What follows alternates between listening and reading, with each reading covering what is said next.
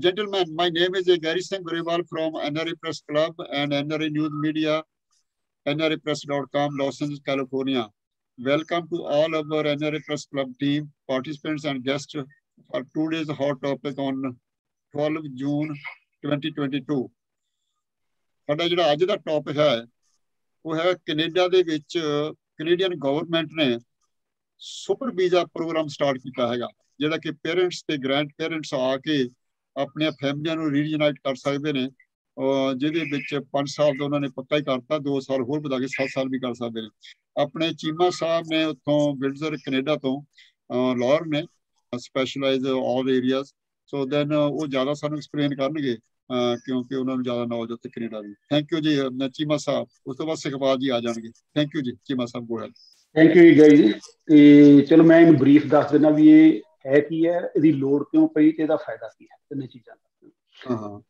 ਕਿਉਂਕਿ ਜਦੋਂ ਆਪਣੇ ਇਮੀਗ੍ਰੈਂਟ ਬਹੁਤ ਇੱਥੇ ਆਏ ਆ ਤੇ ਨੈਚੁਰਲੀ ਅੱਧੇ ਬੰਦੇ ਇੱਥੇ ਤੇ ਫੈਮਲੀਆਂ ਪਿੱਛੇ, ਸੋ ਫੈਮਲੀ ਯੂਨੀਫਿਕੇਸ਼ਨ ਦੀ ਇੱਕ ਪ੍ਰੋਸੈਸ ਸੀਗਾ। ਉਹਦੇ ਵਾਸਤੇ ਇਹ ਸੀ ਜਾਂ ਤਾਂ ਵੀਜ਼ਾ ਵਿਜ਼ਟਰ ਵੀਜ਼ਾ ਬੁਲਾਇਆ ਜਾਵੇ ਜਾਂ ਜਿਹੜੀ ਪੇਰੈਂਟ ਗ੍ਰੈਂਡ ਪੇਰੈਂਟ ਦੀ ਪਾਲਿਸੀ ਸੀ PR ਦੀਆਂ ਐਪਲੀਕੇਸ਼ਨਾਂ ਲਾਜ਼ਮੀ ਸੀ।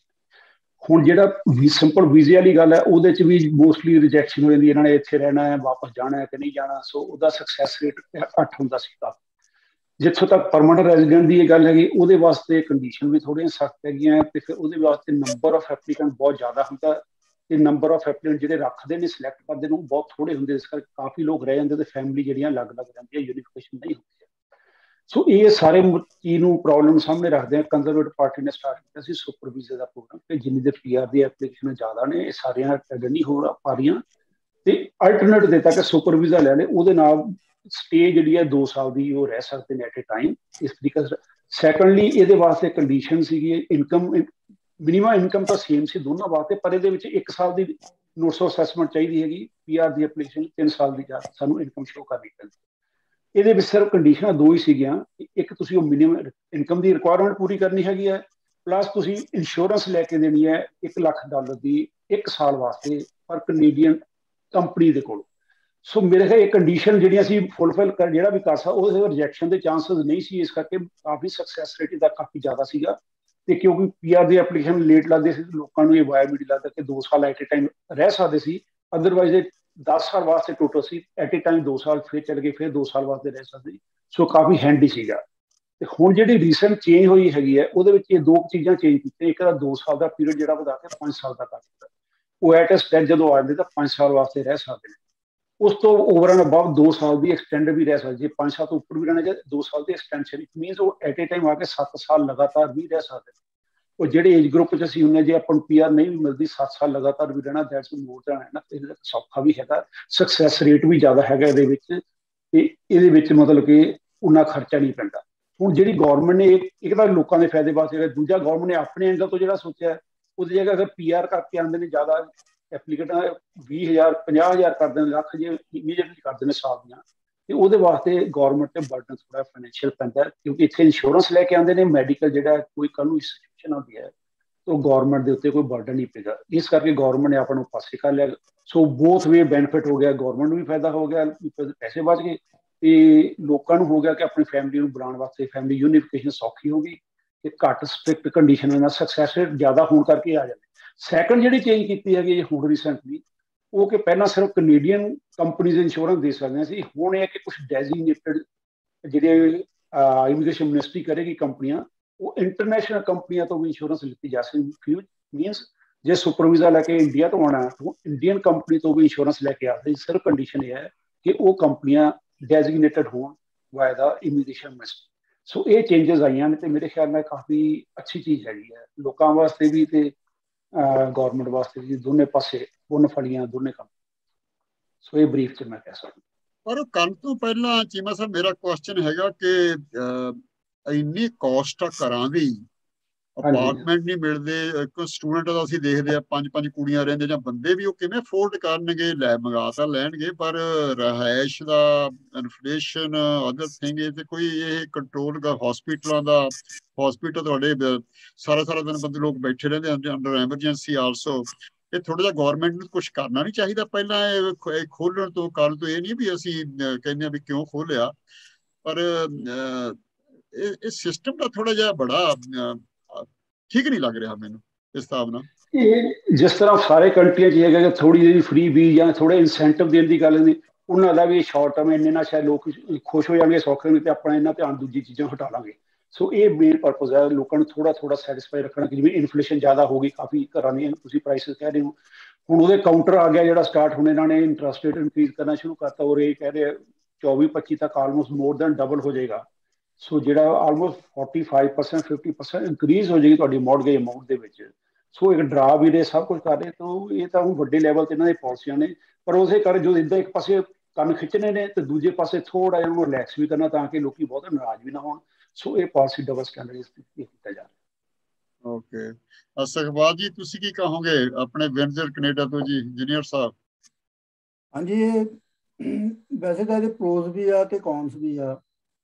ਤੇ ਇੱਕ ਜਿਹੜਾ ਹੈਗਾ, ਇੱਕ ਕੁਐਸਚਨ ਉੱਠਦਾ ਹੈਗਾ ਵੀ ਜਦੋਂ ਇਹ ਆਉਂਦੇ ਹੈਗੇ ਪੇਰੈਂਟਸ ਆਉਂਦੇ ਆ ਕਿ ਇਹ ਕੈਨੇਡਾ ਦੇ ਹੈਲਥ ਕੇਅਰ ਤੇ ਭਾਰ ਬਣਦੇ ਆ, ਬੋਝ ਬਣਦੇ ਆ, ਟੈਕਸ ਪੇਅਰ ਮਨੀ ਇਹਨਾਂ ਤੇ ਸਪੈਂਡ ਹੁੰਦੀ ਆ। ਨਹੀਂ, ਬਿਲਕੁਲ ਨਹੀਂ, ਬਟ ਉਹ ਨਹੀਂ ਹੁੰਦੀ ਆ। ਬਟ ਫਿਰ ਵੀ ਇਹਨਾਂ ਨੂੰ ਅਵੇਲੇਬਿਲਟੀ ਤਾਂ ਚਾਹੀਦੀ ਆ ਮੈਡੀਕਲ ਸਰਵਿਸਿਜ਼ ਦੀ, ਕਿਉਂਕਿ ਇਹ ਇੰਸ਼ੋਰੈਂਸ ਵੀ ਲੈ ਕੇ ਆਉਂਦੇ, ਪਰ ਜਾਣਾ ਤਾਂ ਫਿਰ ਵੀ ਇਹਨਾਂ ਨੇ ਸਿਸਟਮ ਨੂੰ ਯੂਜ਼ ਕਰਨਾ ਹੈਗਾ ਜੇ ਇੰਸ਼ੋਰੈਂਸ ਵੀ ਲੈ ਕੇ ਆਉਂਦੇ ਆ। ਬਟ ਦੂਜੀ ਗੱਲ ਜਿਹੜੀ ਰਹਿਣ ਵਾਸਤੇ ਵੀ, ਜਿਵੇਂ ਹਾਊਸਿੰਗ ਦਾ ਵੀ ਬਹੁਤ ਪ੍ਰੋਬਲਮ ਹੈਗੀ ਹੈ, ਜਿੱਦਾਂ ਤੁਸੀਂ ਕਹਿ ਰਹੇ ਹੋ। ਮੋਸਟਲੀ ਇਹ ਸਟੂਡੈਂਟਸ ਤਾਂ ਆ ਰਹੇ, ਆਪਣੇ ਪੇਰੈਂਟਸ ਨੂੰ ਸੱਦ ਲਿਆ, ਤਾਂ ਜਿਹੜੇ ਇਹ ਸਿਸਟਮ ਹੈਗਾ ਜਿਹੜਾ ਸੁਪਰਵਾਈਜ਼ਰ ਦਾ ਹੈਗਾ, ਸਿਟੀਜ਼ਨ ਤੇ ਜਾਂ PR ਹੋ ਗਏ, ਪਰਮਾਨੈਂਟ ਰੈਜ਼ੀਡੈਂਟ ਹੋ ਗਏ, ਉਹੀ ਸੱਦ ਸਕਦੇ ਆ। ਜਿਹੜੇ ਸਟੂਡੈਂਟਸ ਆ ਉਹਨਾਂ ਦੇ ਤਾਂ ਪੇਰੈਂਟਸ ਜਦੋਂ ਮਰਜ਼ੀ ਆ ਸਕਦੇ, ਜਦੋਂ ਉਹਨਾਂ ਨੇ 3 ਮਹੀਨੇ ਹੋ ਗਏ ਉਹਨਾਂ ਨੂੰ ਆਇਆ ਨੂੰ, ਉਹ ਆਪਣੇ ਬੱਚਿਆਂ ਨੂੰ ਮਿਲਣ ਆ ਸਕਦੇ ਆ। ਓਕੇ, ਗੁਪਤਾ ਸਾਹਿਬ ਤੁਸੀਂ ਕੁਐਸਚਨ ਕਰੋਗੇ ਕੋਈ ਵੀ? ਮੇਰੇ ਹਿਸਾਬ ਨਾਲ ਜਿਹੜੀ ਤਾਜੀ ਤੁਸੀਂ ਗੱਲ ਕਹਿ ਰਹੇ ਸੀ ਹਾਊਸਿੰਗ ਦੀ, ਦੇਖੋ ਗੱਲ ਇਹ ਹੈ ਕਿ ਆਪਣਾ ਜਿਹੜਾ ਸਿਸਟਮ ਹੈ ਔਰ ਇਹ ਯੂਨੀਵਰਸਲ ਗੱਲ ਹੈ ਕਿ ਜਿਹੜਾ ਸਪੋਰਟ ਸਿਸਟਮ ਹੈ ਨਾ, ਮੈਂ ਇਹ ਨਹੀਂ ਕਹਿ ਰਿਹਾ ਵੀ conflict of interest between kids and parents ਨਹੀਂ ਹੈ, ਪਰ ਕਈ ਵਾਰੀ ਬਾਹਰੋਂ ਫੈਮਿਲੀ ਆਉਂਦੀਆਂ, ਬੱਚੇ ਕੰਮ ਕਰ ਰਹੇ, take care of the kids ਹੈ, ਉਹਨਾਂ ਦਾ ਘਰ ਦੀ ਟੇਕ ਕੇਅਰ ਹੈ, ਔਰ ਜੇ ਕੋਈ ਕਿਸੇ ਕੋਲ 4 ਬੈਡਰੂਮ ਹੈ ਜਾਂ 3 ਬੈਡਰੂਮ ਹੈ ਤੇ ਪੇਰੈਂਟਸ ਜੇ ਆ ਜਾਣਗੇ ਤੇ ਉਹ ਕੋਈ ਉਹਨਾਂ ਨੂੰ ਪ੍ਰੈਸ਼ਰ ਨਹੀਂ ਹੋਏਗਾ ਹਾਊਸਿੰਗ ਦਾ, ਆਲਰੇਡੀ ਦੇ ਹੈ ਹਾਊਸ ਤੇ ਉੱਥੇ ਰਹਿ ਸਕਦੇ ਨੇ, ਨੋ ਪ੍ਰੋਬਲਮ। ਉਹ ਸਿਰਫ ਜਿਹੜੀ ਤੁਸੀਂ ਗੱਲ ਕਹਿ ਰਹੇ ਹੋ ਉਹ ਤਾਂ ਸਟੂਡੈਂਟ ਦਾ ਹੈ ਨਾ ਚੱਕਰ, ਜਿੱਥੇ ਉਹਨਾਂ ਨੂੰ ਪ੍ਰੋਬਲਮ ਹੈ। ਬਾਕੀ ਇਟਸ ਅ ਗੁੱਡ ਸਟੈਪ, ਕਿਉਂਕਿ ਗੱਲ ਇਹ ਹੈ ਕਿ ਕੈਨੇਡਾ 'ਚ ਤਾਂ ਪੋਪੂਲੇਸ਼ਨ ਉਹਨਾਂ ਦਾ ਕੋਟਾ, ਉਹਨਾਂ ਦੀ ਪੋਪੂਲੇਸ਼ਨ ਵਧਣੀ, ਔਰ ਮੈਂ ਸਮਝਦਾ ਕਿ ਇਹ ਕੰਟਰੀ 'ਚ ਦੇਖੋ ਜਿਹੜੇ ਵਰਲਡ ਹੈ ਨਾ ਇਸ ਵੇਲੇ, ਤੁਸੀਂ ਕੈਨੇਡਾ ਇੱਕ ਪਾਰਟ ਆਫ ਦੀ ਵਰਲਡ ਹੈ। ਇਹਦੇ ਵਿੱਚ ਜਿਹੜਾ ਕੰਸੈਪਟ ਆਫ ਕੈਨੇਡੀਅਨ ਸੋਸਾਇਟੀ ਹੈ, ਕਿਉਂਕਿ ਇਹ ਬ੍ਰਿਟਿਸ਼ ਕਲੋਨੀਆਂ ਸਾਰੀਆਂ, ਇਹਨਾਂ ਦਾ ਵੈਲਫੇਅਰ ਦਾ ਕੰਸੈਪਟ ਹੈ। It is not A totally US model, ਪਰ ਉੱਥੇ ਕਿਉਂਕਿ ਵੈਲਫੇਅਰ ਹੈ, ਕੈਨੇਡਾ 'ਚ ਵੈਲਫੇਅਰ ਹੈ, ਟੈਕਸਿਸ ਵੀ ਹੈ। ਸੋ ਮੈਂ ਸਮਝਦਾ ਵੀ ਸਟੇਟ ਜਿਹੜੀ ਹੈ ਨਾ ਥੋੜ੍ਹੀ ਜਿਹੀ ਉੱਥੇ ਟੈਕਸ ਘਟਾਉਣੇ ਚਾਹੀਦੇ ਨੇ। ਕੈਨੇਡਾ 'ਚ ਟੈਕਸ ਬਹੁਤ ਹਾਈ ਹੈ, ਪਹਿਲੀ ਗੱਲ। ਦੂਜੀ ਗੱਲ, ਮੈਂ ਦੇਖ ਰਿਹਾ ਵੀ USA ਔਰ ਕੈਨੇਡਾ 'ਚ ਹਾਊਸਿੰਗ ਪ੍ਰਾਈਸਿਸ ਡਬਲ ਹੈ ਕੈਨੇਡਾ 'ਚ। ਕਈ ਵਾਰੀ ਮੈਂ ਸਰਪ੍ਰਾਈਜ਼ ਹੁੰਦਾ, ਦੇਖੋ ਲੰਬਰ ਉਹੀ ਯੂਜ਼ ਹੋ ਰਹੀ ਹੈ, ਜਿਹੜੀ ਰਾ ਮਟੀਰੀਅਲ ਯੂਜ਼ ਹੋ ਰਹੀ ਆ, ਲੇਬਰ ਉਨੀ ਹੋਈ ਰੇਟ ਹੈਗੇ। ਵਾਈ ਇਹ ਹਾਊਸਿੰਗ ਵਾਸਤੇ ਕਿਉਂਕਿ ਜੇ ਤੁਸੀਂ ਉੱਥੇ ਕੁਝ ਅੱਛੀ ਇਨਕਮ ਵੀ ਕਰ ਰਹੇ ਹੋ, ਤੁਹਾਡੀ 30 ਸਾਲ ਲਾਈਫ ਨਾ ਮੌਰਗੇਜ ਚਲੀ ਜਾਂਦੀ ਹੈ, USA 'ਚ ਨਹੀਂ ਹੈ। ਸੋ ਇਸ ਕਰਕੇ ਹਾਊਸਿੰਗ ਬਹੁਤ ਵੱਡਾ ਕ੍ਰਾਈਸਿਸ ਹੈ। ਇਹਦੇ ਬਾਰੇ ਕੰਟਰੀ ਦੇ ਅੰਦਰ ਨੈਸ਼ਨਲ ਇਹਨੂੰ ਕੰਸੈਂਸਸ ਬਣਾ ਕੇ, ਵਾਈ ਪ੍ਰਾਈਸਿਸ ਦੇਖੋ ਨਾ, ਲੰਬਰ ਜੇ ਕੈਨੇਡਾ 'ਚ ਤਾਂ ਸਸਤੀ ਹੈ, USA ਮਹਿੰਗੀ ਹੈ, ਕਿਉਂਕਿ ਉੱਥੋਂ ਹੀ ਆਉਂਦੀ ਹੈ ਨਾ। ਸੋ ਇਹ ਸਾਰੇ ਪਹਿਲੂ ਹੈਗੇ ਹਾਊਸਿੰਗ, ਕਿਉਂਕਿ ਜਿਹੜੀ ਆਦਮੀ ਦੀ ਇਨਕਮ ਹੈ ਨਾ, ਕੋਈ ਵੀ ਵਰਲਡ ਅੱਜ ਦੇ ਵਰਲਡ ਦੇ ਅੰਦਰ ਹਾਊਸਿੰਗ ਉਹਦੇ ਵਿੱਚ ਮੇਜਰ ਕੰਪੋਨੈਂਟ ਹੈ। ਹੁਣ ਮੈਂ ਤੁਹਾਨੂੰ ਐਗਜ਼ਾਮਪਲ ਦਿੰਦਾ, ਇੰਡੀਆ ਦੇ ਅੰਦਰ ਹਾਊਸਿਸ ਬੂਮ ਕਦ ਸਟਾਰਟ ਹੋ, 80 ਦੇ ਪੀਰੀਅਡ 'ਚ ਹਰ ਬੰਦੇ ਨੇ ਕਿਹਾ ਵੀ ਮੈਨੂੰ ਹਾਊਸ ਚਾਹੀਦਾ, ਮੇਰੀ ਅਸੈਟ ਚਾਹੀਦਾ। ਪਹਿਲਾਂ ਤਾਂ ਕੰਸੈਪਟ ਹੀ ਨਹੀਂ ਸੀ। 80 'ਚ ਬੂਮ ਆ ਗਿਆ ਇੰਡੀਆ 'ਚ, ਹਾਊਸਿੰਗ ਕੰਸਟਰਕਸ਼ਨ ਹੋਈ, ਹਜ਼ਾरों ਮਕਾਨ ਬਣੇ, ਲੈਂਡ ਅਕਵਾਇਰ ਹੋ, ਲੈਂਡ ਦੀ ਪ੍ਰਾਈਸਿਸ ਅਪ ਹੋਈਆਂ, ਕਿਉਂਕਿ ਜਿਹੜੀ ਬੇਸਿਕ ਨੀਡ ਹੈ ਨਾ ਆਦਮੀ ਦੀ, ਉਹਨੂੰ ਛੱਤ ਜ਼ਰੂਰ ਚਾਹੀਦੀ ਹੈ। ਸੈਕਿੰਡ ਆਪਸ਼ਨ ਹੈ ਉਹਨੂੰ ਫੂਡ ਚਾਹੀਦਾ ਮਿਨੀਮਮ। ਸੋ ਇਹ ਜਿਹੜੇ ਫੀਚਰ ਹੈ ਨਾ ਇਕਨੋਮੀਆਂ ਦੇ, ਇਹ ਬੜੇ ਇੰਪੋਰਟੈਂਟ ਹੈ। ਥੋੜੀ ਪੋਪੂਲੇਸ਼ਨ ਸੈਟੀਸਫਾਈ ਰਹਿੰਦੀ ਹੈ, ਕਨਫਲਿਕਟ ਆਫ ਇੰਟਰਸਟ ਨਹੀਂ ਹੁੰਦਾ, ਕੋਈ ਐਕਸਟ੍ਰੀਮਿਜ਼ਮ ਨਹੀਂ ਡਿਵੈਲਪ ਹੁੰਦਾ, ਜੇ ਇਹ ਚੀਜ਼ਾਂ ਬੰਦੇ ਨੂੰ ਮਿਲਦੀਆਂ। ਔਰ ਜੌਬ ਹੈ, ਸਮਾਲ ਔਰ ਬਿਗ ਜੌਬ ਡਿਫਰੈਂਟ ਪੁਆਇੰਟ ਹੈ, ਪਰ ਟੂ ਸਰਵਾਈਵ ਸਮਾਲ ਜੌਬ, ਅੱਗੇ ਬੰਦਾ ਆਪਣੇ ਖਰਚੇ ਵੀ ਕੱਢ ਦੇ, ਸਮਾਲ ਹਾਊਸ। ਔਰ ਮੈਂ ਇਹ ਨਹੀਂ ਕਹਿਣਾ ਵੀ, ਮੈਂ ਤਾਂ ਹਮੇਸ਼ਾ ਇੱਕ ਥਿਊਰੀ ਰਹੀ ਮੇਰੀ ਲਾਈਫ 'ਚ, ਸਮਾਲ ਇਜ਼ ਬਿਊਟੀਫੁਲ। ਮੈਂ ਹਮੇਸ਼ਾ ਰਿਕ ਨੂੰ ਕਹਿੰਦਾ, ਮੈਂ ਕਿਹਾ ਜਿੰਨਾ ਵੱਡਾ ਮਕਾਨ ਲਓਗੇ ਸਟ੍ਰੈਸ ਪਏਗਾ, ਖਰਚੇ ਵਧਣਗੇ, ਜ਼ਿਆਦਾ ਕੰਮ ਕਰਨਾ ਫੇਲ ਹੋ ਜਾਏਗਾ ਕੰਟਰੀ। ਕਿਉਂ ਤੁਸੀਂ ਵੀ ਇੰਡੀਆ ਦੀਆਂ ਗੱਲਾਂ ਕਰਦੇ ਰਹੇ ਨੇ ਇੱਥੇ? ਬਾਬਾ ਜੀ ਫੇਲ ਨਹੀਂ ਹੁੰਦਾ, ਤੁਹਾਡਾ ਕਨਸੈਪਟ ਨਾ ਕਰੋ ਯਾਰ, ਤੁਸੀਂ ਤਾਂ ਕਾਫੀ ਨਹੀਂ ਬਾਹਰ ਪੀਣੀ, ਨਾ ਕਰਿਆ ਕਰੋ ਕੰਮ ਨਹੀਂ ਤੁਸੀਂ ਨਾ ਡ੍ਰੀਮ ਵਰਡ ਚ ਕਿਹੜਾ ਫੇਲ ਹੋ ਗਿਆ? ਹੱਦ ਹੋ ਗਈ, ਹੱਦ। ਦੇ ਨੀਡ ਚੀਮਾ ਸਾਹਿਬ ਮੇਰਾ ਕੁਐਸਚਨ ਹੈ, ਗੁਪਤਾ ਸਾਹਿਬ ਨੇ ਬੜੇ ਬਾਬਾ ਇਹਨੂੰ ਚਾਈਨਾ ਦਾ ਪੁੱਛ ਲਓ, ਸਾਰੀ ਦੁਨੀਆ ਦਾ, ਹੀ has lot of knowledge for that. ਪਰ ਹੁਣ ਹੋਰ ਪਾਸੇ ਅਸੀਂ ਕੱਲ ਕੈਨੇਡਾ ਦੀ ਕਰਦੇ ਹਾਂ। ਚੀਮਾ ਸਾਹਿਬ ਜਿਹੜੇ ਸਿਟੀਜ਼ਨ ਆ ਨਾ ਪੁਰਾਣੇ 15-20 ਸਾਲ ਤੋਂ, 25 ਤੋਂ, 40 ਤੋਂ, 30 ਤੋਂ, ਉਹਨਾਂ ਦੇ ਬੱਚਿਆਂ ਨੂੰ ਬੜੀਆਂ ਪ੍ਰੋਬਲਮ ਆ ਰਹੀਆਂ ਨੇ। ਉਹਨਾਂ ਨੂੰ ਅੱਗੇ ਮਿਲ ਜਾਂਦੇ ਸੀ ਮੈਕਡੋਨਲਡ ਦੇ ਕੰਮ ਕਰਕੇ ਨਾ, ਉਹ ਯੂਨੀਵਰਸਿਟੀ ਦਾ ਖਰਚਾ ਕੱਢ ਲੈਂਦੇ ਸੀ। ਅੱਜ ਕੱਲ ਫਿਰ ਤੁਹਾਨੂੰ ਪਤਾ ਹੀ ਆ, ਇਧਰੋਂ ਉਧਰੋਂ ਚਾਈਨਾ ਦੇ ਵੀ, ਇੰਡੀਆ ਦੇ, ਇਕੱਲਾ ਤਾਂ ਨਹੀਂ ਪੰਜਾਬ ਦੀ ਗੱਲ ਹੀ ਆ, ਹੋਰ ਵੀ ਬਥੇਰਾ ਕੁਛ ਧੱਕਾ ਖੜਕਦਾ। ਤੇ ਬਾਕੀ ਦੂਏ ਨੰਬਰ ਰਿਹਾਇਸ਼ ਦੀ ਪ੍ਰੋਬਲਮ ਹੁੰਦੀ ਆ, ਬੱਚੇ ਅੱਗੇ ਬਾਹਰ ਜਾ ਕੇ ਰਹਿ ਲੈਂਦੇ ਸੀਗੇ, ਉਹ ਹੁਣ ਕਿਰਾਏ ਇੰਨੇ ਵੱਧ ਗਏ ਨੇ, ਕਿਹੜਾ ਬੱਚਾ 4-4 ਹਜ਼ਾਰ ਡਾਊਨਟਾਊਨ ਐਲਏ ਦੇ ਵਿੱਚ 3-3 ਮਹੀਨੇ ਇਕੱਠੇ ਹੋ ਕੇ ਰਹਿ ਸਕਦਾ? ਗੱਲ ਤਾਂ ਸੋਚਣ ਵਾਲੀ ਇਹ ਹੈਗੀ ਆ ਕਿ ਜਿਹੜੇ ਪੋਲੀਟੀਸ਼ੀਅਨ ਨੇ ਉਹ ਮਿਸਯੂਜ਼ ਕਰ ਰਹੇ ਆ ਸਿਸਟਮ ਨੂੰ ਸਿਟੀਜ਼ਨ ਵਾਸਤੇ, ਜੋ ਪੁਰਾਣੇ ਸਿਟੀਜ਼ਨ ਆ 20-40 ਸਾਲ ਤੋਂ। ਹੁਣ ਤੁਸੀਂ ਚਲੋ ਐਨੀਵੇ, ਮੈਂ ਕੋਈ ਗੱਲ ਹੋਰ ਬੋਲਾਂਗਾ, ਦੂਜੇ ਪਾਸੇ ਲੈ ਜਾਂਦੇ ਕਿ ਵੀ ਆਰ ਨਾਟ ਇਲੀਗਲੀ ਕੋਈ ਕਿਸੇ ਨੂੰ ਸਪੋਰਟ ਨਹੀਂ ਕਰਨਾ ਚਾਹੁੰਦੇ, ਪਰ this should be system for that ਕਿ ਉਹ ਵਿਚਾਰੇ ਸਟਰਗਲ ਚ ਨਾ ਆਉਣ।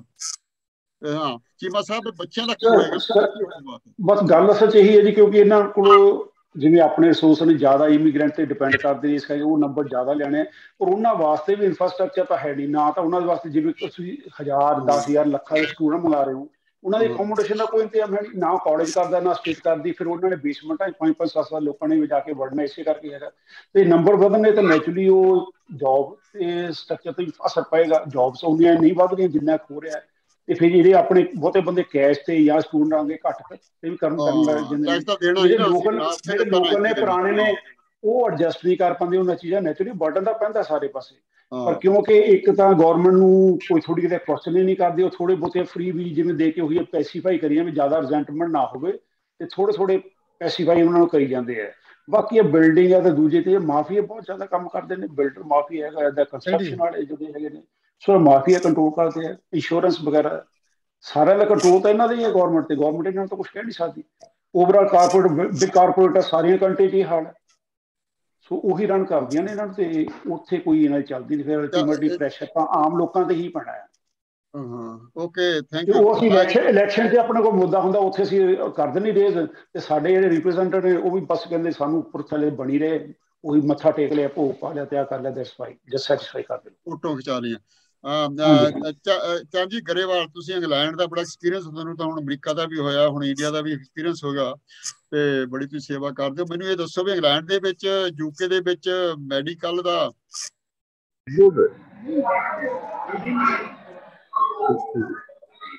ਹਾਂਜੀ, ਸਤਿ ਸ਼੍ਰੀ ਅਕਾਲ ਜੀ, ਤੁਹਾਨੂੰ ਆਵਾਜ਼ ਸੁਣਦੀ ਆ? ਹਾਂਜੀ ਹਾਂਜੀ ਹਾਂ।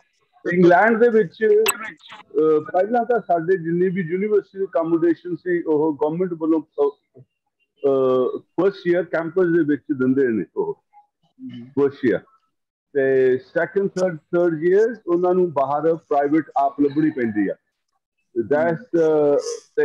ਤੇ ਉਹਦੇ ਨਾਲ ਪੇਰੈਂਟਸ ਉਹਨਾਂ ਦੀ ਹੈਲਪ ਕਰਦੇ ਨੇ, ਤੇ ਦੂਜੇ ਪਾਸੇ ਉੱਥੇ ਪਾਰਟ ਟਾਈਮ ਜੌਬ ਲੈ ਕੇ ਸਿਸਟਮ ਦਾ ਇਹਨਾਂ ਦਾ ਸਾਰੇ ਪਾਸੇ ਜਿੱਥੇ ਵੀ ਬ੍ਰਿਟਿਸ਼ ਨੇ ਇਹਨਾਂ ਦਾ ਸਿਸਟਮ ਦਾ ਸੇਮ ਹੀ ਆ। ਪਰ ਸਾਡੇ ਥੋੜੇ ਚਿਰ ਤੋਂ ਬਾਹਰੋਂ ਸਟੂਡੈਂਟ ਬਹੁਤ ਘੱਟ ਆਉਂਦੇ ਸੀ, ਕਿਉਂਕਿ ਸਾਡੇ ਪੜ੍ਹਾਈ ਬਹੁਤ ਐਕਸਪੈਂਸਿਵ ਉਹਨਾਂ ਨੇ ਕਰ ਦਿੱਤੀ ਸੀ। ਹੁਣ ਉਹਨਾਂ ਨੇ ਫੇਰ ਖੋਲੀ ਆ, ਦੇਖੋ ਕੀ ਉਹਦਾ ਰਿਜ਼ਲਟ ਨਿਕਲਦਾ। ਪਰ it's lots of pressure on the kids, on the students, ਬਹੁਤ ਜ਼ਿਆਦਾ ਹੁੰਦਾ ਉਹਨਾਂ ਤੇ ਪ੍ਰੈਸ਼ਰ। ਪਰ ਦੂਜੇ ਪਾਸੇ ਇਹ ਵੀ ਆ ਵੀ ਜਿਹੜੇ ਸਾਡੇ ਨਾ ਬਾਹਰ ਸਟੂਡੈਂਟ ਨੇ, ਆਪਣੇ ਬਾਹਰਲੇ ਬੱਚੇ ਜੰਮੇ ਪਲੇ ਨੇ, ਉਹ ਥੋੜੇ ਜਿਹੇ ਲੋਲੇ ਹੋ ਜਾਂਦੇ ਨੇ, ਮੇਰਾ ਮਤਲਬ ਕਹਿਣ ਦਾ। ਉਹਦੇ ਨਾਲ ਕਿਉਂਕਿ ਉਹ ਪੇਰੈਂਟਸ ਤੇ ਬਹੁਤ ਡਿਪੈਂਡ ਰਹਿੰਦੇ ਨੇ ਕਿ ਸਾਡੇ ਪੇਰੈਂਟਸ ਸਾਡੇ ਤੇ ਕਰਦੇ, ਕਿਉਂਕਿ ਮੇਰੇ 3 ਬੱਚੇ ਸੀ, 3 ਬੱਚੇ ਨੇ, ਤੇ ਪਹਿਲੇ ਨੂੰ ਤੇ ਦੂਜੇ ਦਾ, ਤੇ ਤੀਜਾ ਜਿਹੜਾ ਸੀ ਇੰਡੀਪੈਂਡੈਂਟ ਸੀ ਥੋੜਾ ਜਿਹਾ, ਉਹਦਾ ਸਾਡੇ ਨਾਲ ਬਹੁਤ, ਉਹਨੂੰ ਮੈਂ ਕਹਤਾ ਵੀ ਭਾਈ ਤੂੰ ਜਿੱਥੇ ਮਰਜ਼ੀ ਰਹਿ ਤੇ ਜਿਸ ਤੋਂ ਮਰਜ਼ੀ ਪੜ੍ਹ।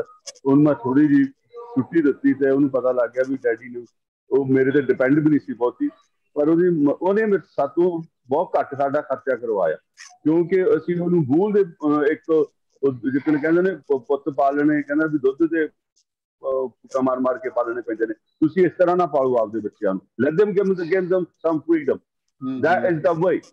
ਜੇ ਗੋਰੇ ਦੇ ਸਕਦੇ ਨੇ ਫਰੀਡਮ, ਤੇ ਸਾਡੀ ਦੇਣ ਨੂੰ ਸਾਨੂੰ ਕਿਉਂ ਰੋਕ ਸਕਦਾ?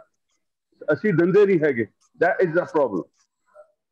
ਓਕੇ, ਥੈਂਕ ਯੂ ਚੀਮਾ ਸਾਹਿਬ। ਮੈਨੂੰ ਤਾਂ 1 ਮਿੰਟ ਲੈ ਕੇ ਇਹਨੂੰ ਆਪਾਂ ਟੌਪਿਕ ਨੂੰ ਖਤਮ ਕਰਾਂਗੇ, ਆਪਣਾ ਦੂਸਰਾ ਟੌਪਿਕ ਵੀ ਚੱਲਣਾ ਉਸ ਤੋਂ ਬਾਅਦ। ਨਹੀਂ ਮੈਂ ਕਹਿ ਰਹੀ ਜੀ ਕੁਐਸਚਨ, ਹਾਂ ਗੋ ਅਹੈਡ ਗੁਪਤਾ ਸਾਹਿਬ। ਮੈਂ ਕਹਿੰਦਾ ਵੀ ਸਤਿ ਸ੍ਰੀ ਅਕਾਲ ਜੀ, ਜੇ ਇੰਗਲੈਂਡ ਵਰਗੀ ਸੁਸਾਇਟੀਆਂ 'ਚ ਇਹ ਹਾਲ ਹੈ ਜਿਹੜਾ ਗਰੇਵਾਲ ਸਾਹਿਬ ਨੇ ਦੱਸਿਆ, ਜਿੱਥੇ ਇਕਨੋਮੀਆਂ ਵਧੀਆ ਹੈ। ਨਾ Gupta ji, just 1 minute, I want to stop you। ਸਾਡਾ ਕੋਈ ਮਾੜਾ ਹਾਲ ਨਹੀਂ ਹੈਗਾ, ਪਲੀਜ਼ don't। ਹਾਂਜੀ, ਸਾਡਾ ਬਹੁਤ ਵਧੀਆ ਹਾਲ ਆ, ਸਾਡਾ ਬਹੁਤ ਵਧੀਆ ਸਿਸਟਮ ਆ, ਅਸੀਂ ਬਹੁਤ ਸਟਰੋਂਗ ਆ ਇਕਨੋਮੀ ਦੇ ਵਿੱਚ, ਅਸੀਂ ਦੁਨੀਆ ਦੇ ਰਾਜ ਕੀਤਾ ਤੇ ਹੁਣ ਵੀ ਅਸੀਂ ਕਰ ਰਹੇ ਹਾਂ। ਮੈਂ ਏਦਾਂ ਨਾ ਕਰੋ ਰਾਜ, ਤੁਸੀਂ ਯੂਕੇ ਦਾ ਪ੍ਰਾਊਡ ਹੈ, ਯੂਕੇ ਦਾ ਰਾਜ ਨਾ ਕਰੋ। ਯੂਕਰੇਨ ਨੂੰ ਜਾ ਕੇ ਤੁਸੀਂ ਉੱਥੇ ਭਾਸ਼ਣ ਨਹੀਂ ਦੇ ਰਹੇ, ਪ੍ਰੈਜ਼ੀਡੈਂਟ ਜਿਹੜਾ ਰੋਜ਼ ਹੀ ਤੁਰਿਆ ਰਹਿੰਦਾ, ਪ੍ਰਾਈਮ ਮਿਨਿਸਟਰ ਯੂਕਰੇਨ, ਕੋਈ ਪੈਸਾ ਨਹੀਂ, ਕੋਈ ਫੌਜ ਨਹੀਂ ਉੱਥੇ। ਇਹ ਔਰ ਯੂਰਪ ਤੋਂ ਤੁਸੀਂ ਬਾਹਰ ਆ ਗਏ, ਉਹਦਾ ਆਬਜੈਕਟਿਵ ਸੀ ਵੀ ਕਿਉਂਕਿ ਅਸੀਂ ਸ਼ੇਅਰ ਨਹੀਂ ਕਰਨੀ ਆਪਣੀ। Why England came out of Europe, because ਉਹ ਕਹਿੰਦੇ ਵੀ ਆਪਣਾ ਜਿਹੜਾ ਅਸੀਂ ਜਿਹੜਾ ਗੁਪਤਾ ਸਾਹਿਬ ਟੌਪਿਕ ਕੈਨੇਡਾ ਦਾ ਹੈਗਾ। ਮੈਨੂੰ ਕੱਟ ਕਰਨੇ ਸਾਰਾ ਕੱਟ ਕਰਨੇ ਪੈਣੇ ਆ, ਮੈਨੂੰ ਮੇਰੀ ਗੱਲ ਸੁਣੋ, ਕੱਟ ਕਰਨੇ ਪੈਣੇ ਆ। We don't want to be out of the way, let me so that. ਅਸੀਂ ਕੈਨੇਡੀਅਨ ਗਵਰਨਮੈਂਟ ਦਾ ਕੋਸ਼ਿਸ਼ ਕਰ ਰਹੇ ਹਾਂ, ਰੇਸ ਲੱਗੀ ਹੋਈ ਆ, ਕਈਆਂ ਨੇ ਬਾਰਡਰ ਖੁੱਲੇ, ਇੱਥੇ ਵੀ ਅਮਰੀਕਾ 'ਚ ਵੀ ਕੀਤੇ, ਇੱਕ ਵੋਟਾਂ ਲੈਣ ਦਾ ਇਹਨੇ ਢਾਂਚਾ ਬਣਾਇਆ ਹੈ, ਜਿਹੜਾ ਕਿ ਲੋਕ ਬਹੁਤ ਦੁਖੀ ਨੇ, ਪੁਰਾਣੇ ਬੰਦੇ ਸਾਰੇ ਦੁਖੀ ਆ। ਇਹਨਾਂ ਨੇ ਇੱਕ ਢਾਂਚਾ ਬਣਾ ਲਿਆ ਕਿ ਭੋਗਾਂ ਦੇ ਉੱਪਰ ਲੋਕਾਂ ਨੂੰ ਸੱਦੋ, ਫੋਟੋਆਂ ਖਿਚਾ ਦਿਓ, ਇਹਨਾਂ ਦੇ ਗੁਰਦੁਆਰੇ ਚਲੇ ਜਾਓ, ਮੰਦਿਰ ਚਲੇ ਜਾਓ, ਇਹਨਾਂ ਦੀਆਂ ਪੱਗ ਪੁੱਗ ਬੰਨ੍ਹੋ ਵੇਲੇ ਕਿ ਵੇਲੇ। ਅੱਛਾ, ਹਸਪੀਟਲ ਚਲੇ ਜਾਓ, ਉੱਥੇ 9-9 ਘੰਟੇ 11-11 ਘੰਟੇ ਲੋਕ ਤੜਫਦੇ ਨੇ। ਸਿਰਫ ਅਸੀਂ ਵੀ ਕੈਨੇਡਾ ਦੇ ਵਿੱਚ, ਸਾਨੂੰ ਪਤਾ ਕੀ ਕੰਮ ਚੱਲਦਾ ਸੀ, ਹੁਣ ਕੀ ਚੱਲਦਾ। ਸੋ ਇਸ ਕਰਕੇ ਇਹ ਚੀਜ਼ਾਂ ਕੰਸੀਡਰ, ਅਸੀਂ ਇਹ ਨਹੀਂ ਕਹਿ ਰਹੇ ਵੀ ਨਾ ਮੰਗਾਉਣ, ਪਰ ਉਹਨਾਂ ਦਾ ਵੀ ਇੰਨਾ ਬੁਰਾ ਹਾਲ ਨਾ ਕਰ ਦੇਣ ਕਿ ਉੱਥੇ ਪੈਸੇ ਉਹ ਆਦੀਆਂ ਵੇਚ ਕੇ ਜ਼ਮੀਨਾਂ ਸਾਰੀਆਂ ਇੱਥੇ ਫੇਰ ਨੰਗ ਭੁੱਖ ਦੇ ਵਿੱਚ ਵਿਚਾਰੇ ਗਰੀਬੀ 'ਚ ਹੀ ਰਹਿਣ। It's very difficult for that. Sukhpal ਜੀ, ਤੁਸੀਂ ਕੁਝ ਕਹੋਗੇ? ਹਾਂਜੀ, ਮੈਂ ਇਹ ਕਹੂੰਗਾ ਜਿੱਦਾਂ ਤੁਸੀਂ ਹੁਣ ਕਿਹਾ ਹਸਪੀਟਲਸ ਬਾਰੇ, ਦੇਖੋ ਜੀ, ਹੈਲਥ ਜਿਹੜਾ ਤਾਂ ਹੈਲਥ ਸਰਵਿਸਿਜ਼ ਹੈਗੇ, ਹਸਪੀਟਲਸ ਨਹੀਂ ਹੈਗੇ, ਉਹ ਟੋਟਲੀ ਪੂਰੇ ਜ਼ਿਆਦਾ ਮੈਂ ਕਹੂੰਗਾ ਵੀ ਸਟ੍ਰੈਚ ਕੀਤਾ ਹੋਇਆ।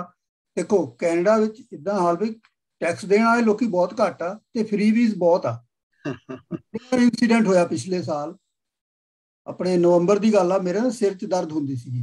ਹਾਂਜੀ, ਮਤਲਬ ਬਹੁਤ ਜ਼ਿਆਦਾ ਹੁੰਦੀ ਸੀ, ਪਤਾ ਨਹੀਂ ਕਿਉਂ ਹੋਈ, ਨਹੀਂ ਪਤਾ ਲੱਗਾ। ਇੱਥੇ ਸਾਡੇ 2 ਹਸਪੀਟਲ, ਇੱਕ ਸਾਡੇ ਘਰ ਲਾਗੇ, ਮੈਂ ਉੱਥੇ ਜਾ ਕੇ ਬੈਠਾ, ਐਮਰਜੈਂਸੀ ਚਲਾ ਗਿਆ। ਮੈਂ ਵਾਈਫ ਨੂੰ ਕਿਹਾ ਮੈਨੂੰ ਡ੍ਰੌਪ ਕਰ ਦੇ, ਮੈਂ ਉੱਥੇ ਬਹਿ ਗਿਆ। ਉੱਥੇ ਉਹਨਾਂ ਨੇ ਕੀ ਸਿਸਟਮ ਰੱਖਿਆ, ਟਰਾਇਲ ਰੱਖੇ ਆ। ਉਹਨੇ ਮੇਰੀ ਸਿਚੁਏਸ਼ਨ ਐਸੈਸ ਕੀਤੀ, ਉਹ ਤਾਂ ਭੇਜਦੇ ਮੈਨੂੰ 16 ਘੰਟੇ ਹੋ ਗਏ।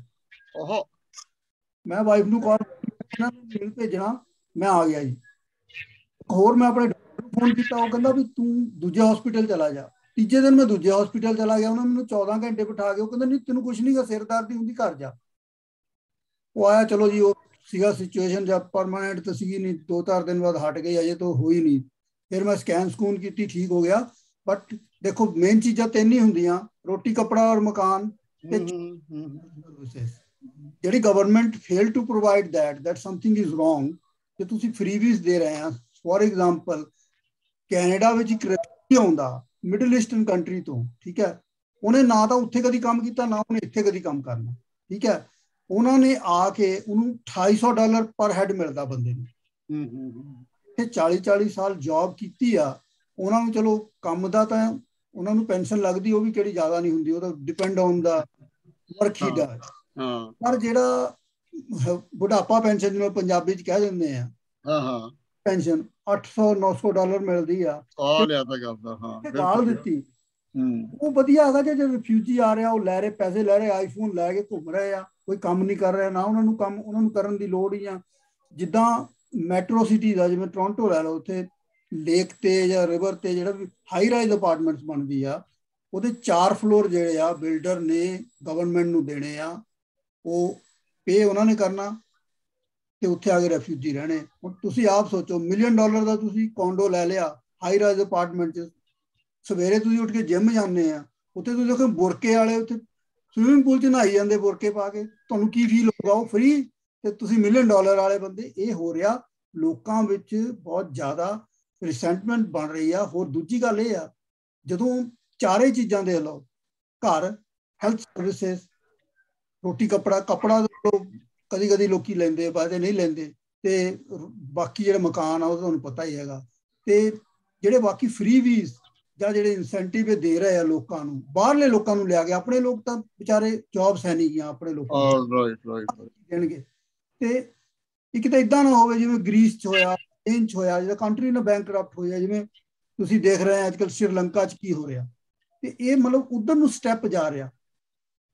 ਠੀਕ ਹੈ, ਭਾਜੀ ਨੇ ਵੀ ਕਿਹਾ ਵੀ ਇੰਗਲੈਂਡ ਬਹੁਤ ਵਧੀਆ ਹੈਗਾ। ਮੈਂ ਕਈ ਇੱਥੇ ਦੇਖਿਆ, ਸਾਡੇ ਫੈਮਿਲੀ ਇੱਥੇ ਇਮੀਗ੍ਰੇਟ ਹੋ ਕੇ ਆ ਰਹੇ, ਇੰਗਲੈਂਡ ਕੇ ਕੈਨੇਡੀਅਨ ਸਿਟੀਜ਼ਨਸ਼ਿਪ ਲੈ ਰਹੇ ਆ। ਉਹ ਕਹਿੰਦੇ ਸਾਤੋਂ ਤਾਂ ਘਰ ਨਹੀਂ ਅਫੋਰਡ, ਛੋਟੇ ਛੋਟੇ ਘਰ ਆ, ਇੱਥੇ ਆ ਕੇ ਦੇਖਦੇ ਉੱਪਰ, ਇੱਥੇ ਤਾਂ ਬਹੁਤ ਵੱਡੇ ਘਰ ਆ। ਇੱਥੇ ਮਤਲਬ ਐਜੂਕੇਸ਼ਨ ਵੀ ਠੀਕ ਹੈਗੀ, ਜਿਵੇਂ ਯੂਨੀਵਰਸਿਟੀ, ਕੈਨੇਡੀਅਨ ਯੂਨੀਵਰਸਿਟੀ 'ਚ ਜਿੱਦਾਂ ਵਿੰਡਸਰ ਲੈ ਲਓ, ਉਹਨਾਂ ਖਰਚਾ ਨਹੀਂ ਹੈਗਾ, ਜੌਬਸ ਵੀ ਮਿਲ ਜਾਂਦੀਆਂ। ਜਿੱਦਾਂ ਜਿਹੜੇ ਪੁਰਾਣੇ ਏਰੀਏ ਹੈਗੇ ਆ ਉੱਥੇ ਤਾਂ ਫਿਰ ਔਖਾ ਹੀ ਆ। ਜਿੱਦਾਂ ਇੰਗਲੈਂਡ 'ਚ ਜਿੱਦਾਂ ਮਤਲਬ ਉੱਥੇ ਦੂਜਾ ਵੀ ਕੰਮ ਬਹੁਤ ਹੈਗਾ, ਜਿੱਦਾਂ ਇੱਥੇ ਸਿੱਖਾਂ ਦੇ ਪੌਕਟ ਆ। ਜਦੋਂ ਬਰਮਿੰਘਮ 'ਚ ਮੈਂ ਪਿੱਛੇ ਇੱਕ ਵੀਡੀਓ ਦੇਖੀ ਸੀਗੀ, ਉਹ ਸੜਕ ਤੇ ਨਮਾਜ਼ ਪੜ੍ਹੀ ਜਾਂਦੇ। ਚਲੋ ਕੋਈ ਨਹੀਂ, ਰਿਲੀਜੀਅਸ ਗੱਲ ਹੋ ਗਈ ਹੈ। ਮੈਂ ਸੁਖਪਾਲ ਜੀ ਇੱਕ ਪੁਆਇੰਟ, ਸੁਖਪਾਲ ਜੀ, ਮੈਂ USA 'ਚ ਦੇਖਿਆ ਕਿ ਜੇ ਬੰਦੇ ਨੂੰ ਜ਼ੁਕਾਮ ਨਜ਼ਲਾ ਵੀ ਹੋ ਗਿਆ ਨਾ, ਉਹ ਡਾਕਟਰ ਕੋਲ ਪਹੁੰਚਿਆ।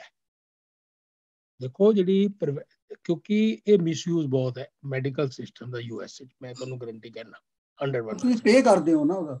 ਨਹੀਂ, ਨੋ, ਮੈਂ ਸੁਖਪਾਲ ਜੀ, ਮੈਂ ਤੁਹਾਨੂੰ ਦੱਸਾਂ ਕੀ ਹੈ, ਤੁਸੀਂ ਗਲਤਫਹਿਮੀ ਦਾ ਸ਼ਿਕਾਰ ਹੋ। ਸੁਖਪਾਲ ਜੀ, ਤੁਹਾਡੇ ਕੋਲ ਜੇ ਪੈਸੇ ਹੈ ਨਹੀਂ ਨਾ, ਤੁਸੀਂ ਲੋ ਇਨਕਮ 'ਚ ਆ ਗਏ, $50,000 ਤੋਂ ਥੱਲੇ 40 ਤੋਂ, ਜਿਹਨੇ ਦੇਣੇ ਹੀ ਕੁਛ ਨਹੀਂ ਦਵਾਨੀ। ਤੁਸੀਂ ਕੋਈ ਬੰਦਾ ਵੀ ਵਰਲਡ ਦੇ ਵਿੱਚ, ਅਮਰੀਕਾ ਦੇ ਵਿੱਚ ਕਿਹੜਾ ਲੈਂਡ ਹੋ ਗਿਆ, ਹਸਪੀਟਲ ਜਾਓ, ਡਾਕਟਰ ਰਿਫਿਊਜ਼ ਨਹੀਂ ਕਰ ਸਕਦਾ ਤੁਹਾਨੂੰ ਨੰਬਰ 1 ਇਲਾਜ ਆ, ਘੰਟੇ ਦੇ 2 ਘੰਟੇ ਦੇ ਵਿੱਚ ਉਹਨਾਂ ਦੇ ਦੇਣਾ ਹੈਗਾ। ਆਮ ਟਾਕਿੰਗ ਅਬਾਊਟ ਕੈਲੀਫੋਰਨੀਆ, ਬਾਕੀ ਸਟੇਟਾਂ 'ਚ ਵੀ ਇਹੀ ਚੀਜ਼ ਆ। ਸੋ ਕੁਐਸਚਨ ਇਹ ਹੈਗਾ ਦੀ ਬੈਸਟ ਪ੍ਰੋਗਰਾਮ ਇਹ ਆ, ਪਰ ਬਰਡਨ ਕਿਤੇ ਪੈਂਦਾ, ਜਿਹੜੇ ਸਿਟੀਜ਼ਨ ਬੈਠੇ ਆ ਉਹ ਗਾਲਾਂ ਕੱਢ ਲਿਆ ਵੀ ਇਹ ਜਿਹੜੇ ਚੋਰ ਬੈਠੇ ਨੇ ਬੰਦੇ ਜਾਂ ਪੋਲੀਟੀਸ਼ੀਅਨ ਨੇ ਗਲਤ ਸਿਸਟਮ ਨੂੰ ਮਿਸਯੂਜ਼ ਕਰ ਰਹੇ ਨੇ, ਲੋਡ ਸਾਡੇ ਤੇ ਪਾ ਕੇ ਸਾਨੂੰ ਗਰੀਬੀ 'ਚ ਕਰ ਰਹੇ, ਸਾਡੇ ਤੇ ਟੈਕਸ ਲਾਈ ਜਾਂਦੇ ਨੇ। ਤੇ ਉਹ ਬੰਦੇ ਜਿਹੜੇ ਬਾਹਰੋਂ ਆਉਂਦੇ ਨੇ ਉਹ ਆਰਾਮ ਨਾਲ ਚਾਹੇ ਆਪਦਾ ਹਾਰਟ ਦੀ ਆਪਰੇਸ਼ਨ ਕਰਾ ਲੈਣ, ਕੁਛ ਕਰਨਗੇ, ਆਰਾਮ ਨਾਲ ਛੱਡ ਦੇ, ਡਾਕਟਰ ਰਿਫਿਊਜ਼ ਹੀ ਨਹੀਂ ਕਰ ਸਕਦਾ। They can go. So that is system going on. ਮੈਂ ਇੱਕ ਦੋ ਪੁਆਇੰਟ ਕਹਿਣਾ। ਸੁਖਪਾਲ ਜੀ, ਇੱਥੇ ਕੀ ਸਿਸਟਮ ਹੈ, ਮੈਂ ਤੁਹਾਨੂੰ ਆਪਣੀ ਐਗਜ਼ਾਮਪਲ ਦਿੰਦਾ। ਸਾਡੀ ਲੋ ਇਨਕਮ ਹੈ, ਸਾਨੂੰ ਸੋਸ਼ਲ ਸਿਕਿਉਰਿਟੀ 300 ਮਿਲਦੀ ਹੈ, ਸਾਨੂੰ ਮੈਡੀਕੇਡ ਸਟੇਟ ਨਾਲ ਮੈਡੀਕੇਡ ਦਿੰਦੀ ਹੈ। ਮੈਡੀਕੇਡ ਮੀਨਸ ਤੁਸੀਂ 0 ਪੇ ਕਰਨਾ ਹੈ। ਇਹ ਫੈਡਰਲ ਔਰ ਸਟੇਟ ਦਾ ਪ੍ਰੋਗਰਾਮ ਹੈ। ਹੁਣ ਇੱਥੇ ਕੀ ਸਿਸਟਮ ਇਹਨਾਂ ਨੇ ਬਹੁਤ ਵਧੀਆ ਕੀਤਾ ਹੈ।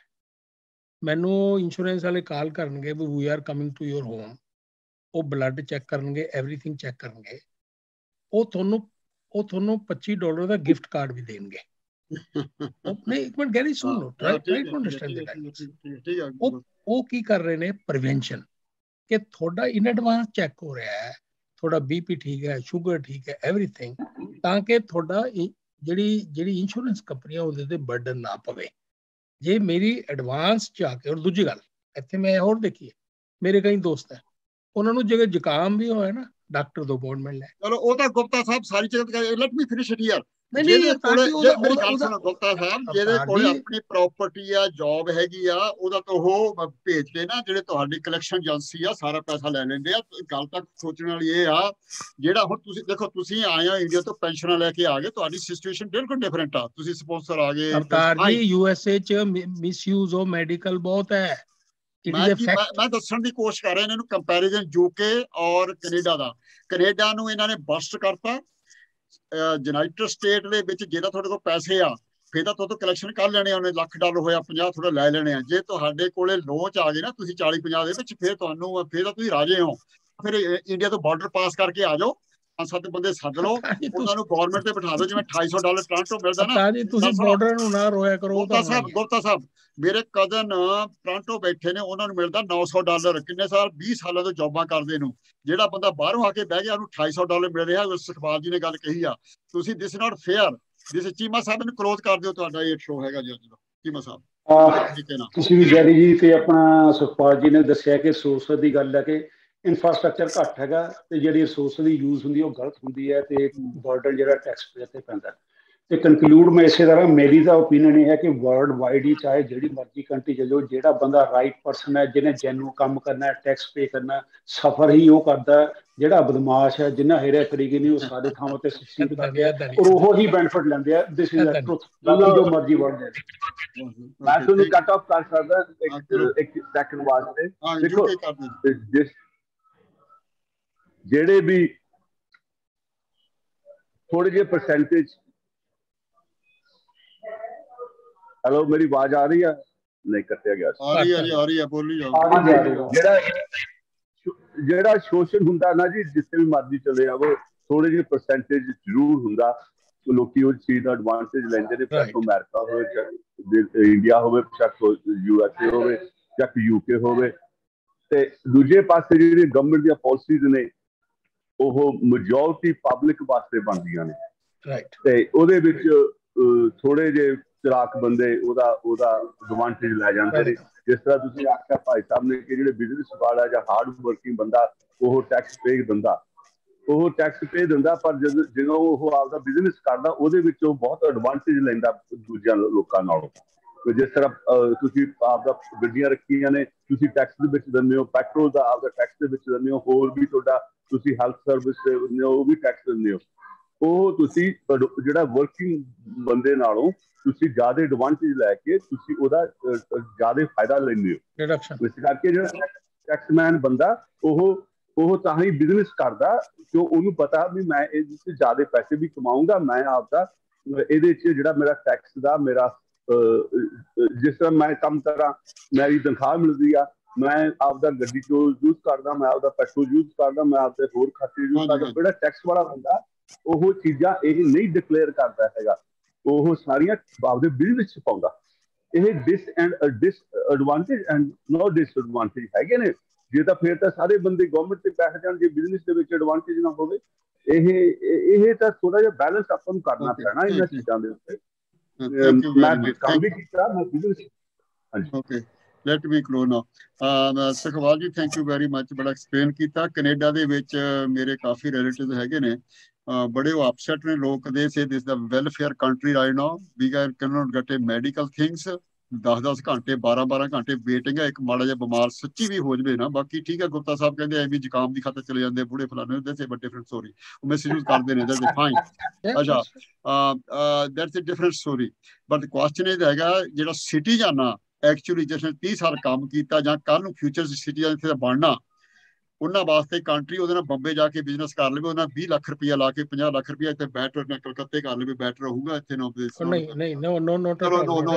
Fine, okay, thank you very much.